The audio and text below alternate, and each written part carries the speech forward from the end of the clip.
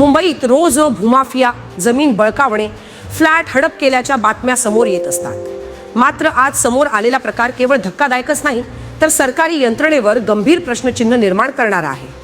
मुलुंडमधील एका जमिनीचा असा प्रकार समोर आला आहे, जिथे सरकारी तलाठ्यानेच कथित बनावट कागदपत्रांच्या आधारे जमीन दुसऱ्याच व्यक्तीच्या नावावर केली आणि मूळ मालकाला न्यायासाठी दारोदार भटकावे लागत आहे।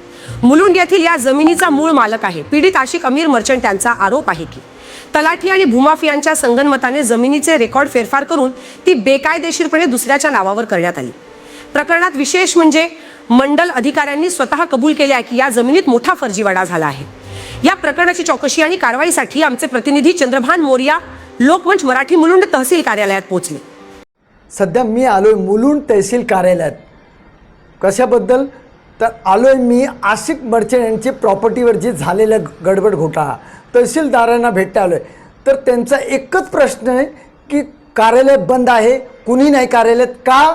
तर ते सर्व निवडणूक कार्यालयात व्यस्त आहेत, कार्यक्रमात व्यस्त आहेत। एवढा मोठा घोटाळा झाला असून तर एवढा मोठा काम झालं आहे, तर निवडणूकच्या नावाने म्हणजे कुठलाही अपराध झाल्यावर काही काम होणार नाही का?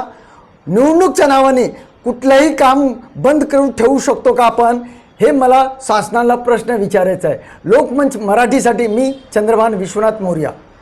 मात्र तिथे तहसीलदार दिलीप सावत्री जप्पा रायनेवेर यांचे कार्यालय बंद आढळले।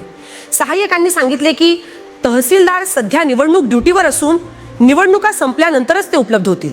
म्हणजे ज्या प्रकरणात मंडल अधिकाऱ्यांनी मोठा गैरप्रकार झाल्याचे मान्य केले आहे त्या प्रकरणावरही निवडणूक हे कारण देत कारवाई पुढे ढकलली जाते का? याच प्रकरणावर पोलिसांनी मंडल अधिकाऱ्यांच्या अहवालाच्या आधारे तपास सुरू केला।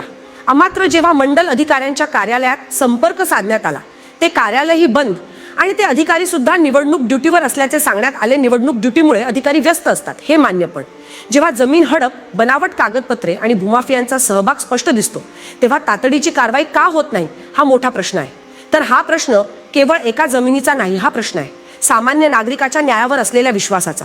सरकारी यंत्रणा खरंच सर्वसामान्यांसाठी आहे का की सिस्टममध्ये शिरकाव केलेल्या गुन्हेगारांसाठी? लोकमंच मराठी तुमचा चॅनल नाव या प्रकरणावर सतत लक्ष ठेवून राहणार। ऐन निवडणुका संपल्यानंतरही जर कारवाई झाली नाही तर हा आवाज आणखी तीव्र केला जाईल। आपण ही बातमी शेअर करा, कारण प्रश्न एकाच जमिनीचा नाही, तो न्यायाचा आहे। महाराष्ट्रातील ताज्या आणि महत्त्वपूर्ण बातम्या पाहण्यासाठी आजच आमच्याला सबस्क्राइब करा आणि बेल आयकॉन प्रेस करा।